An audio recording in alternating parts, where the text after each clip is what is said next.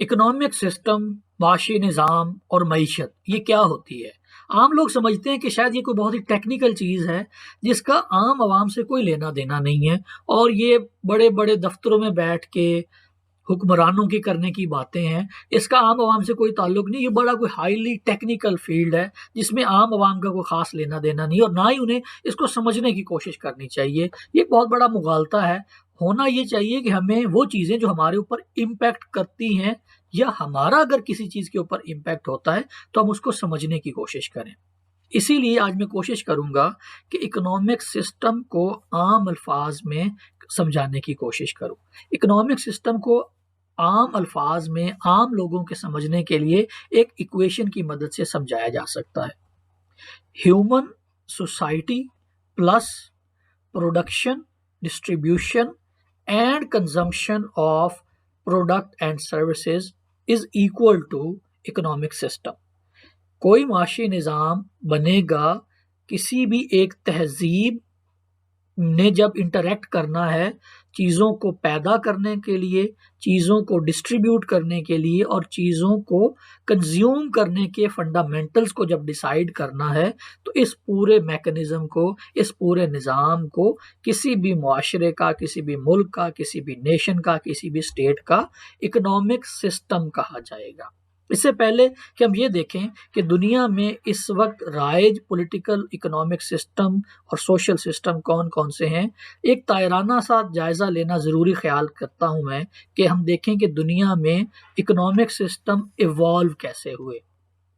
اگر ہم آج سے 2 لاکھ سال پیچھے چلے جائیں تو انسان نے اکنامک سسٹم کی اہمیت کو ابھی نہیں سمجھا تھا۔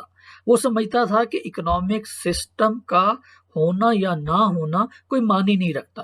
پریمورڈیل مین اس کو کہتے ہیں، ایسا انسان جس نے ابھی تک اکنامک سسٹم کی اہمیت کو سمجھا ہی نہیں تھا، اور اکانومی آپس میں انٹریکشن کے لیے کوئی بنیاد تھی ہی نہیں، اور انسان کا جو الٹیمیٹ ایک گول تھا، الٹیمیٹ نتیجہ جس کے لیے انسان زندہ تھا، وہ یہ تھا کہ صرف وہ زندہ رہ پائے، وہ شکار نہ ہو جائے، کہیں وہ مر نہ جائے۔ اس کا الٹیمیٹ نتیجہ، الٹیمیٹ گول، زندگی کا مقصد صرف یہ تھا کہ اس نے سروائیو کرنا ہے۔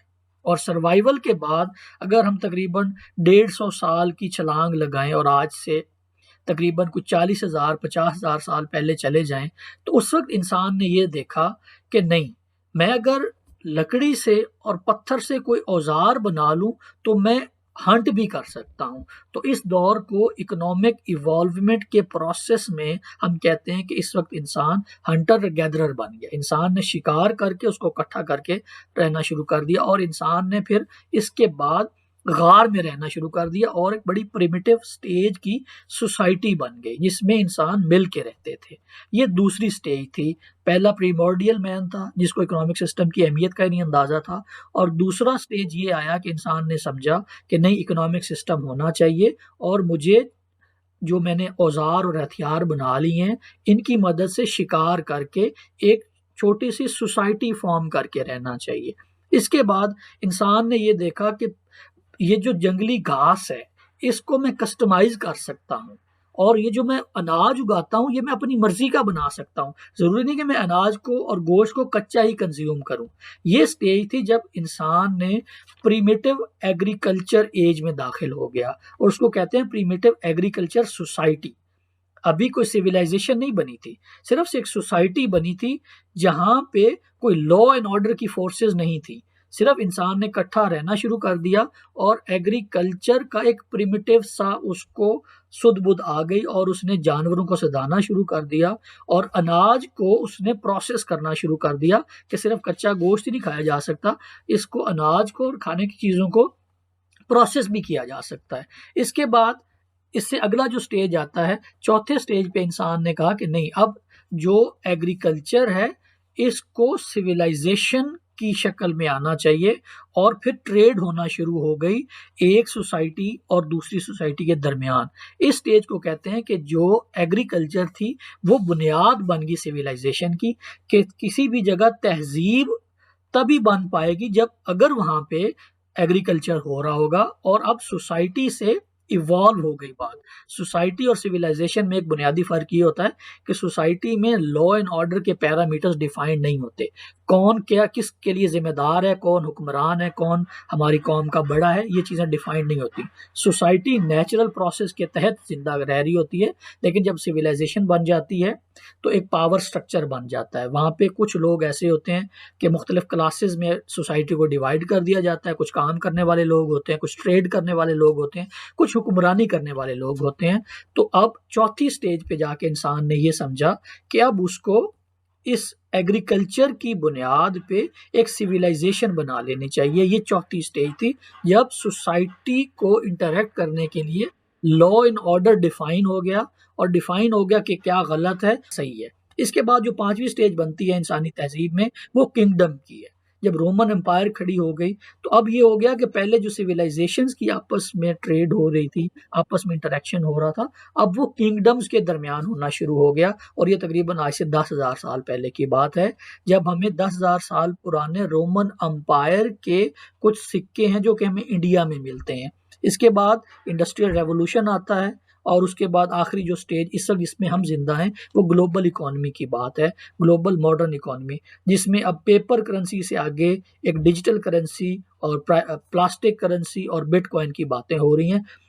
یہ ایک طائرانہ سا جائزہ تھا جو کہ میں نے اکنامک پرسپیکٹیو سے پیش کیا کہ انسان ایک پری ڈومینل سٹیج سے کیسے ایوالو ہوا ہے، اور انسان کے اس ایوالو ہونے کے پروسیس میں جب ایک بالکل ہی ایگزسٹ ہی نہیں کرتا تھا کوئی اکنامک سسٹم، اور آج انسان نے اتنا کمپلیکیٹڈ ایک اکنامک سسٹم بنا لیا ہے کہ عام بندے کو شاید اس کی فنڈامنٹل کی سمجھ ہی نہیں آتی کہ انسان کا یہ بنایا ہوا جو اکنامک سسٹم ہے اس کے کیا فنڈامنٹلز ہیں اور اس کی کیا امپلیکیشن ہے، اور یہ عام بندے کے اوپر کیسے امپیکٹ کرتا ہے، اور عام بندہ اس کے اوپر کیسے امپیکٹ کر سکتا ہے.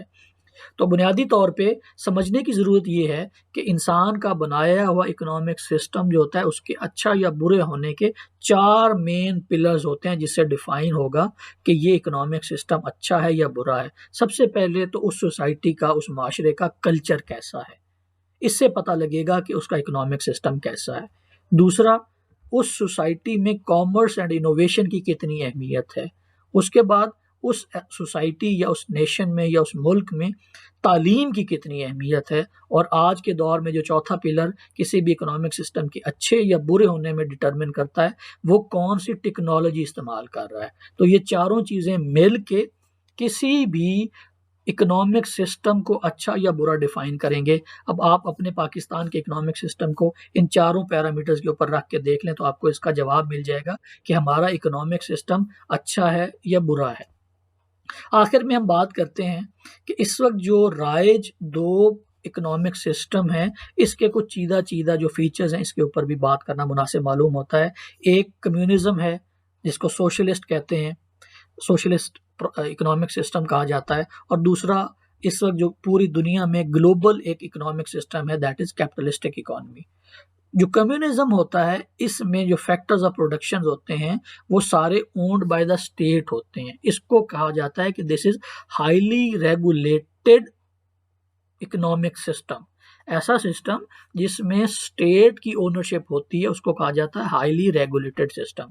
اس کے اگینسٹ جو ایڈم اسمتھ نے جس کی بنیاد رکھی تھی کیپٹلسٹک اکانومی، اس اکنامک سسٹم میں کہا جاتا ہے کہ نہیں، جو ریگولیٹڈ ایلیمنٹ ہے کسی بھی گورنمنٹ کا، جو گورنمنٹ کا انفلوئنس ہے آن اینی اکنامک سسٹم وہ کم سے کم ہونا چاہیے، تاکہ جو مارکیٹ فورسز ہیں، جو فری مارکیٹ اکانومی ہے، جو ڈیمانڈ اور سپلائی کے اصول ہیں، جو گلوبل رولز ہیں، وہ ڈیسائیڈ کریں کہ کسی بھی ملک کے اکنامک سسٹم میں کون سے ایسے فیکٹرز ہیں جنہوں نے ڈٹرمن کرنا ہے کہ وہ ایک اچھا سسٹم ہے یا برا سسٹم ہے، اور اس نے ڈیلیور کرنا ہے، یا اس کے جو شہری ہیں اس علاقے کے، اس ریاست کے، ان کے درمیان ڈسٹریبیوشن آف ویلتھ ہوگی آن the basis of free market economy. جو جتنا بھاگ لے گا وہ اتنا ہی زیادہ وہ ارن کر لے گا. تو اس میں جو اونرشپ ہے of the factor of production وہ عام عوام کے پاس ہو سکتی ہے کیونکہ یہ لیس ریگولیٹڈ سسٹم ہے. اس کے مقابلے میں جو کمیونزم ہے، کمیونزم میں شاید کوئی ان بلٹ فلا تھا کہ رشیا کے عروج کے دور میں بھی جو اکنامک مسائل تھے وہ رہے. اس کے اکنامک جو ریسیشن کا رشیا کے اوپر امپیکٹ پڑا ہے اس کے بارے میں ایک واقعہ بہت مشہور ہے کہ ایک خاتون جو ڈبل روٹی لینے کے لیے لائن میں لگی تو جب اس کی باری آئی تو ایک تو ڈبل روٹی ختم ہو چکی تھی اور دوسرا جتنے اس کے پاس پیسے تھے اس کے لائن میں لگ کے اپنی باری تک آنے میں ڈبل روٹی کی پرائس بھی چینج ہو چکی تھی. اتنی زیادہ اس کے اندر انفلیشن ہوتی ہے اور اتنا یہ ونریبل سسٹم ہے.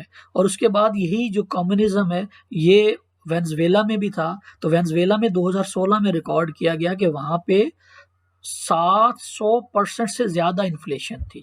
تو شاید کمیونزم کے جو ڈیزائن ہے اس کے اندر کوئی ایسا فلو ہے کہ وہ ریسیپٹیو ہے فار انفلیشن، اس میں انفلیشن بہت زیادہ ہوتی ہے. آپ ان دونوں نظاموں کے بارے میں کیا کہتے ہیں ضرور بتائیے.